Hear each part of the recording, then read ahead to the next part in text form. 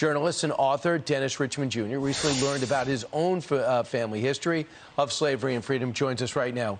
Hey, Dennis, what's your reaction to some of these eyewitnesses' accounts when they took the tour at James Madison's estate? One saying this was a big critical race theory seminar. Well, first off, thank you so much for having me. I'm excited to be here. I would say that folks need to understand when it comes to history, we need to make sure we're telling all sides of the story. And what unfortunately is going on is you have a lot of people on one particular side who are pushing an agenda. And that's what's going on. And we're seeing that agenda being pushed not just in this incident, but with incidents all over the country. And we need to make sure that we know what's going on. So when you go to Mount Vernon, they talk about the slave headquarters, George Washington. If you don't, you're not doing a good job. With Thomas Jefferson's, they have a separate guide that brought me through where all the slaves stayed and how they worked within the house and everything like that. No one's ducking it. But you also can't duck that their indispensable role in the formation of our nation. Absolutely. This David Rubenstein puts $10 million into this, and this is what he seems to have gotten, this woke tour. Not to mention, when you look at the tour, they have this system set up where you can click to see which presidents own slaves and which. What if you're bringing your children on something like this, and now this is a conversation that pops up? Right. Should talk slavery, absolutely. But then talk about the greatness of what it is. Also, by the way, you can find a book from James Madison's former slave when they got free.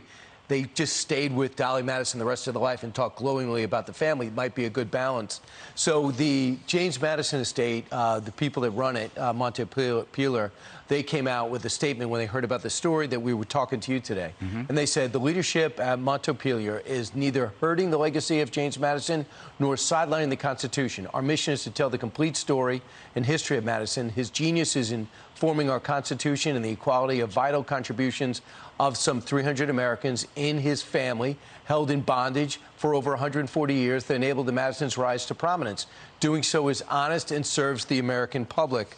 So they say that they're not running it down.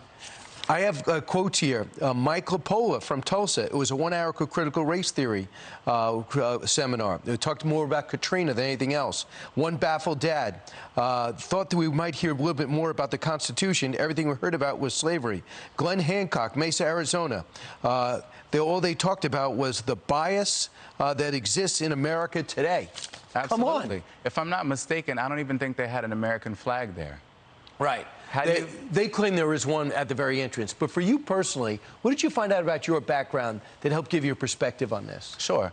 Personally, when I did my research, I found out that my family was free prior to the Civil War. Now, when I was in school, the agenda that was pushed was Black Americans come from slavery. My family was free not only prior to the Civil War, but going all the way back to the 1790s. Now, if we're going to tell the story, we have to tell the full story. Even if you go to plantations, you have slaves who were able to escape.